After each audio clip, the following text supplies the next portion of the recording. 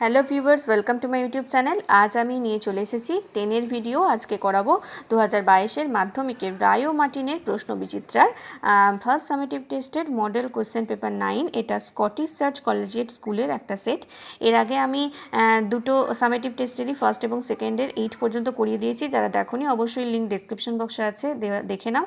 আর যারা চ্যানেলটাকে এখনও সাবস্ক্রাইব করোনি অবশ্যই কিন্তু সাবস্ক্রাইব করে বেল আইকনটা প্রেস করে দাও, কারণ আমি এভাবেই কিন্তু পুরো যে প্রশ্ন বিচিত্রা সেটা কভার করব। চলো শুরু করি। দেখো, মডেল কোশ্চেন পেপার 9, এটা ফার্স্ট সামেটিভ টেস্টের model question paper 9, the Scottish church collegiate স্কুলের একটা সেট। তো প্রথমে সিন পোর্শন আছে, ফাদার সেলফ থেকে সিনের অংশটা নেওয়া হয়েছে। আমি আর সিনটা পড়লাম না, কারণ এর ভিডিও তোমাদেরকে আমি দিয়ে দিয়েছি আগে, লিস্ট তার লিঙ্কও ডিসক্রিপশন বক্সে দেওয়া আছে, দেখে নাও। দেখো, সরাসরি প্রশ্নে চলে যাবো। প্রথমে রয়েছে multiple choice. Samuel by nature was unfriendly than other teachers, more dreadful than the other teachers, more friendly than the other teachers, নাকি rough towards the students. Samuel কীরকম ছিল? More friendly than other teachers, অন্য টিচারদের থেকে বেশি friendly ছিল, তাহলে option C 3 হয়ে যাবে সঠিক উত্তর। এরপরে, to make up his mind about Samuel স্বামী স্টপড অন দ্য।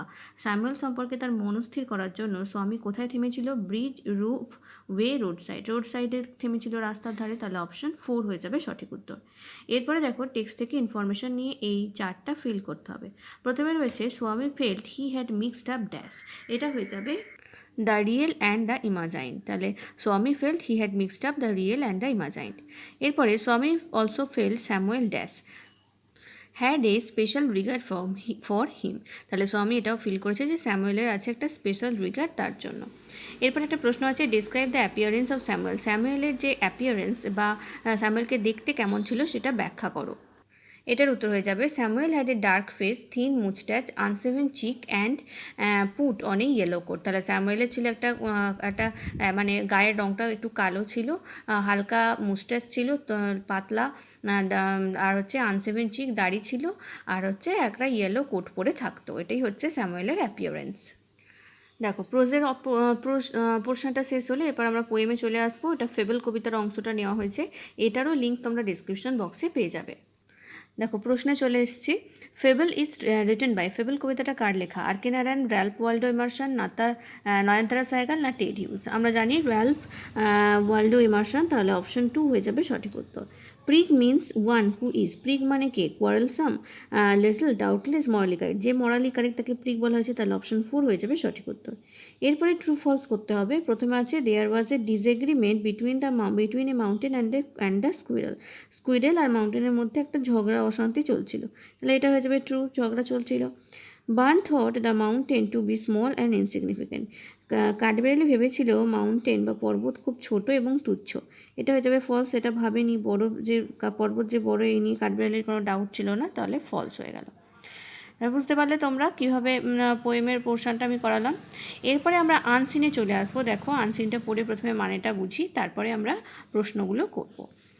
দেখো, আমি পড়ছি। Galileo was born in 1564 at Pisa in Italy. ইটালির পিসাতে 1564 সালে গ্যালিলিও জন্মগ্রহণ করে। He was the eldest of 7 children. তারা যে 7 ভাই বোন ছিল, তার মায়ের যে 7 জন ছেলে মেয়ে ছিল, তার মধ্যে সে ছিল সবচেয়ে বড়। His father was A musician and scholar. Galileo himself played the organ, the flute, but it was his contribution to science that made him famous. তার বাবাও ছিলেন একজন মিউজিশিয়ান এবং একজন পণ্ডিত ব্যক্তি, আর গ্যালিলিও নিজেও বাঁশি বাজাতেন এবং বিভিন্ন বাদ্যযন্ত্র বাজাতে পারতেন, কিন্তু বিজ্ঞানের প্রতি তার যে অবদান, সেই জন্যই তিনি বিখ্যাত হয়ে আছেন। At first young Galileo had a tutor at home in Pisa. পিসাতে প্রথমে বাড়িতে একটা টিউশন টিচার থাকতো, গ্যালিলিও তার কাছেই পড়তেন। Then he went to school in a monastery at Florence. তারপরে ফ্লোরেন্সের একটি মঠে স্কুলে তিনি ভর্তি হন, তিনি যেতেন। His father sent him later to the university of Pisa to study medicine. তারপরে তার বাবা পিসার ইউনিভার্সিটিতে তাকে চিকিৎসাবিদ্যা পড়ানোর জন্য পাঠান। But he was more interested in math and physics, কিন্তু তিনি ম্যাথ এবং ফিজিক্সে বেশি আগ্রহী ছিলেন। He felt Pisa without he left Pisa without finishing the medical course. তিনি তার মেডিকেল যে কোর্স সেই কোর্সটা কমপ্লিট না করেই পিসা ত্যাগ করেন। But in 1589 at the age of 25 he became a professor of mathematics. কিন্তু 1589 সালে 25 বছর বয়সে তিনি ম্যাথামেটিক্স বা অঙ্কের প্রফেসর হয়ে যান। In 1609 Galileo made a small telescope. 1609 সালে গ্যালিলিও একটা ছোট টেলিস্কোপ তৈরি করেন। When he turned his telescope on the sky, যখন তিনি তার টেলিস্কোপ দিয়ে আকাশের দিকে দেখেন, he gradually discovered 4 moons circling the planet Jupiter. তখন তিনি দেখলেন জুপিটারের চারপাশে 4টে চাঁদ ঘোরাফেরা করছে। Craters on the moon, craters on the moon, spots on the sun, চাঁদের মধ্যে যে গর্ত, তারপরে হচ্ছে সূর্যের মধ্যে যে দাগ, অ্যান্ড রিংস অ্যারাউন্ড স্যাটার্ন, এমনকি শনি গ্রহের চারদিকে যে রিংটা সেটাও তিনি দেখেন। He also observed that the planet Venus has phases like the moons. এটাও দেখেন যে শুক্র গ্রহে যেরকম চাঁদের বিভিন্ন পক্ষ রয়েছে, ফ্রেজ রয়েছে, পর্যায়, সেরকম শুক্র গ্রহেরও রয়েছে। This could only mean that Venus travelled around the sun. এটা থেকে এটাই প্রমাণিত হয় যে শুক্র গ্রহ কিন্তু সূর্যের চারপাশে ঘুরছে। Galileo became convince that the earth and all other planets orbit the sun. Galileo এটা সম্পর্কে একেবারেই নিশ্চিত হন যে পৃথিবী এবং অন্যান্য গ্রহ সূর্যকে কক্ষপথ করে সূর্যের চারিদিকে ঘুরছে। At that time, the Christian Church thought that any idea that the earth was not the center of the universe went against the scriptures. যে তখন খ্রিস্টান যে চার্চ ছিল তারা মনে করতো যে যে কোনো ধারণা যেটা বলে যে পৃথিবী সূর্যের চারপাশে ঘুরছে, পৃথিবী স্থির নয়, মধ্যমণি নয়, সেটা কিন্তু স্ক্রিপচার বা আমাদের যে ধর্মীয় যে চিন্তা বিশেষ সেই তার বাইরে, তার এগেনস্টে যায়। এই বুক published by the astronomer Copernicus in 1543 setting out such a theory was officially banned by the church. 1543 সালে কোপারনিকাস, বিখ্যাত জ্যোতির্বিদ কোপারনিকাস যখন এই ধরনেরই একটা বই পাবলিশ করেন তখন কিন্তু তার থিওরিটা চার্চ থেকে ব্যান করে দেওয়া হয়। Galileo's view on the subject and the books he wrote got him into serious trouble with the church. Galileo এরকম চিন্তাভাবনা ছিল যে বইতে যা লেখা ছিল সেটা সম্পর্কে একমত ছিলেন, যার ফলে এটা একটা চার্চের গভীর সমস্যার সৃষ্টি করে। As the church was very powerful in those days, সেই সময় চার্চের ক্ষমতা প্রচুর ছিল। হি ওয়াজ ফোর্সড টু সে পাবলিকালি, তাই জন্য তাকে জোর করে বা জনগণের সামনে বলতে বাধ্য করা হয় that he did not agree with the ideas of Copernicus, যে তিনি কোপারনিকাসের চিন্তার সাথে একমত নন।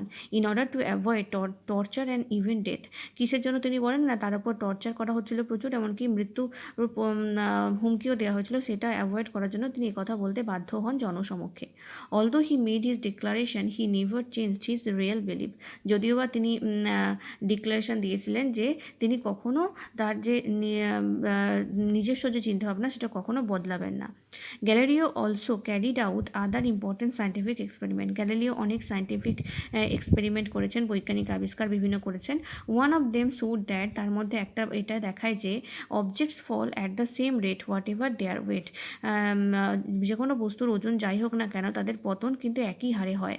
দেয়ার is a story that he experimented by dropping weight from the leaning tower of Pisa to demonstrate this. একটা গল্প প্রচারিত আছে যে এইটা তিনি প্রমাণ করার জন্য পিসাতে যে হেলানো মিনার সেখান থেকে তিনি একটা ভারী জিনিস ফেলে এক্সপেরিমেন্ট করেছিলেন। But this is probably not true, কিন্তু হয়তো এটা সত্যি নয়। Galileo died in 1642 at the age of 77, 77 বছর বয়সে 1642 সালে গ্যালিলিও মারা যান। এরপর দেখো প্রশ্ন কি আছে। The above passage is a short story, autobiography, drama না বায়োগ্রাফি? এটা একটা বায়োগ্রাফি, তাহলে এটা হয়ে যাবে option D, biography. Galileo's believe on the idea that the sun is the centre of our universe was, Galileo যে বিশ্বাস করতেন যে সূর্য এই যে বিশ্ব ব্রহ্মাণ্ডের মাঝখানে রয়েছে, ইউনিভার্সের মাঝখানে, এটা কী ছিল? এটা এগেনস্ট দ্য চার্চিয়ান খ্রিস্টান স্ক্রিপচার্স, ফর দ্য খ্রিস্টান স্ক্রিপচার্স, এ মিথ না অফিসিয়ালি এস্টাবলিশড? এটা এগেনস্ট ছিল খ্রিস্টান স্ক্রিপচারের, তাহলে অপশন এ হয়ে যাবে সঠিক উত্তর, এগেনস্ট দ্য খ্রিস্টান স্ক্রিপচার। এরপরে দেখো, Galileo invented a small telescope in the year, Galileo যে ছোটো টেলিস্কোপটা তৈরি করেন সেটা কত সালে? 1610, 1608, 1609 না 1607? 1609 লেখা রয়েছে আমাদের টেক্সটে, তাহলে 1609 option C. Galileo was more interested in, Galileo কিসে বেশি ইন্টারেস্টেড ছিল? Literature and science, Latin and maths, maths and physics না maths and chemistry? Maths and ফিজিক্সে, তাহলে option C, maths and physics হয়ে যাবে সঠিক উত্তর। এরপরে দেখো ট্রু ফলস করতে দিয়েছে। প্রথমে রয়েছে Galileo was the youngest child, এটা হয়ে যাবে ফলস, কারণ গ্যালিলিও ইয়াংগেস্ট ছিল না, এল্ডেস্ট চাইল্ড ছিল, তাহলে false. Galileo agreed with the ideas of Copernicus, Galileo কোপারনিকাসের চিন্তাভাবনার সাথে একমত ছিলেন, এটা হয়ে যাবে ট্রু, একমত ছিলেন। He was a professor of physics, Galileo ফিজিক্সের প্রফেসর ছিলেন, এটা ফলস, ফিজিক্সের নয় ম্যাথামেটিক্সের, তাহলে ফলস হয়ে গেল। আর এরপরে রয়েছে the church supported Galileo, church গ্যালিলিওকে সাপোর্ট করেছিল, এটা হয়ে যাবে ফলস, গ্যালিলিওকে কখনোই সাপোর্ট করেনি, গ্যালিলিও চিন্তাভাবনাকেও সাপোর্ট করেনি, তাহলে এটা হলো ফলস। এরপরে দেখো একটা প্রশ্ন রয়েছে, which scientific experiment was carried out by Galileo, Galileo কোন বৈজ্ঞানিক পরীক্ষা নিরীক্ষা করেছিল? Galileo carried out the important scientific experiment that the object fall at the same rate whatever their weight, তাহলে গ্যালিলিও পরীক্ষা নিরীক্ষা যে বৈজ্ঞানিক পরীক্ষা করে বোঝান যে যে কোনো বস্তু তাদের ওজন যাই হোক না কেন তারা কিন্তু তাদের পতন একই হারে হয়। এরপরে আমরা গ্রামার পোর্শনে চলে আসবো। দেখো প্রথমে রয়েছে অল্টারনেটিভ যে রয়েছে এখানে অপশান দেওয়া আছে, সেগুলো দিয়ে এখানটা ড্যাশগুলো ফিল করতে হবে কোনটা ঠিক হবে। Pilots flying to Kolkata on Thursday morning dashed by surprise by Tront weather as an unseasonal fog dashed the airport, তাহলে এটা হয়ে যাবে প্রথমেরটা were taken আর তারপরেরটা হয়ে যাবে engulfed, ঠিক আছে, তাহলে প্রথমে were taken তারপরে engulfed। এরপরে দেখো ফ্রেজাল ভার্ব রয়েছে, প্রথমে রয়েছে টলারেট, আর নিচে দেখো বক্সে লিস্টটা দেওয়া রয়েছে, এই তিনটের মধ্যে বসাতে হবে, তাই টলারেটটা হয়ে যাবে পুট আপ উইথ। আর তারপরে আছে রেয়ার মানে পালন করা, এটা হয়ে যাবে ব্রট আপ। দেখো ব্রিং আপ হলো না, কারণ এটা পাস্ট টেন্সে আছে, তাই আমাদেরকে ব্রিং আপটাকে পাস্ট টেন্সে ব্রট আপ করতে হলো। ক্লিয়ার? এরপরে দেখো I saw a tiger at the zoo, এটাকে করতে বলেছে change into an interrogative sentence, interrogative সেন্টেন্সে কনভার্ট করতে হবে। এটার উত্তর হয়ে যাবে did I see a tiger at the zoo. Next, you should not take pride in your wealth, rewrite using adjective from the word underline, তাহলে প্রাইডের যে অ্যাডজেক্টিভ যেটা হচ্ছে প্রাউড, সেই প্রাউড ব্যবহার করে এটাকে রিরাইট করতে হবে সেন্টেন্সটা, এটা হবে you should not be proud about your wealth. এরপরে দেখো এই যে ফ্রেজ দুটো রয়েছে তার যা মানে সেই একই মানে ওয়ার্ড বের করতে হবে আনসিন থেকে। প্রথমে আছে the holy books of particular religion, এটা হবে scriptures.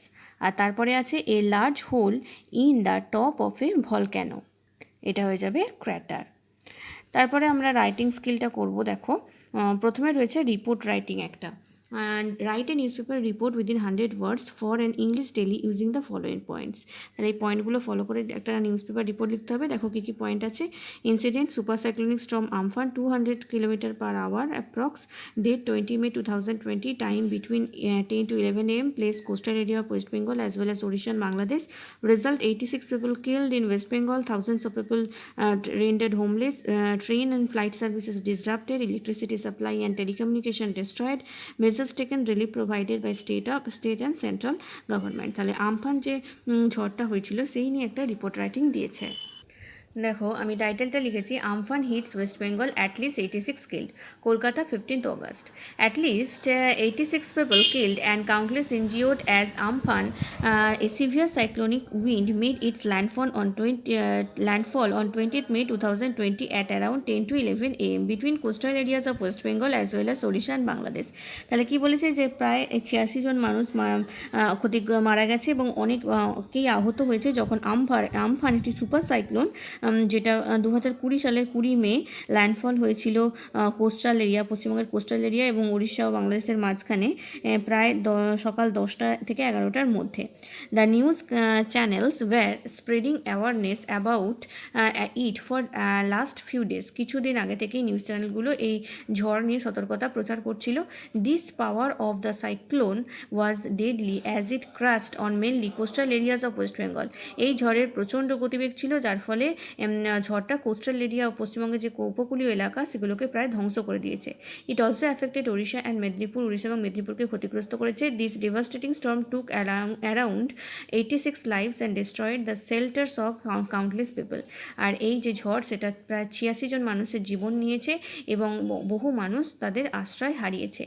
Some are shifted to the relief camps, কিছুজনকে রিলিফ ক্যাম্পে যে নিয়ে যাওয়া হয়েছে। Telecommunications remain virtually paralysed, telecommunication একেবারেই প্যারালাইজড হয়ে গেছিলো, while electricity and water supply have been badly disturbed. এমনকি ওয়াটার সাপ্লাই এবং ইলেকট্রিসিটি সেটাও কিন্তু ক্ষতিগ্রস্ত হয়েছিল। The government is planning to repair the damage on the urgent basis. Government খুব যত তাড়াতাড়ি সম্ভব এর ক্ষতিপূরণ করার চেষ্টা করছে। Chief minister of the state has also announced a compensation for the dead and injured. আর এই রাজ্যের চিফ মিনিস্টারও যারা ক্ষতিগ্রস্ত এবং আহত এবং মৃত তাদের জন্য কিন্তু কম্পেনসেশনের ক্ষতিপূরণের ব্যবস্থা করেছেন। দেখো, বুঝতে পারলে তাহলে তোমরা কীভাবে আমফান ঝড় সম্পর্কে একটা রিপোর্ট লিখতে হবে। এটা কিন্তু খুব ইম্পর্টেন্ট, এটা তোমাদের পরীক্ষায় কিন্তু আসতে পারে।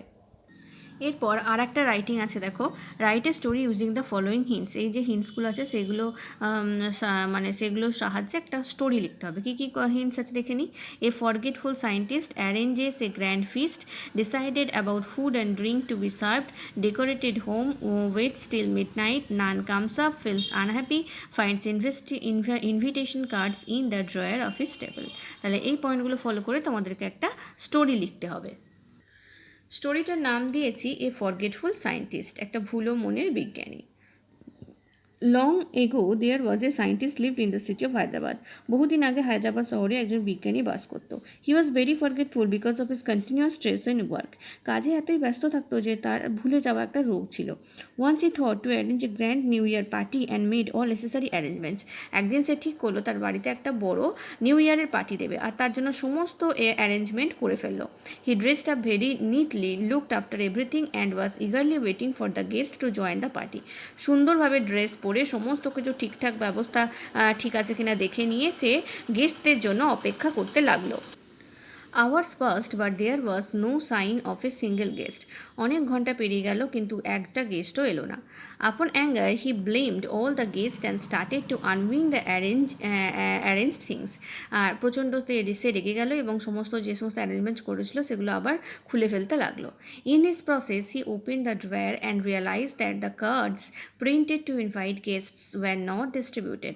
আর এই কাজটা করার সময় যখন সে ড্রয়ার খুললো তখন দেখলো যে কার্ডগুলো সে বানিয়েছিল, ছাপানো হয়েছিল গেস্টদের নেমন্তন্ন করার জন্য, সেগুলি কোনোটাই কিন্তু বিতরণ করা হয়নি।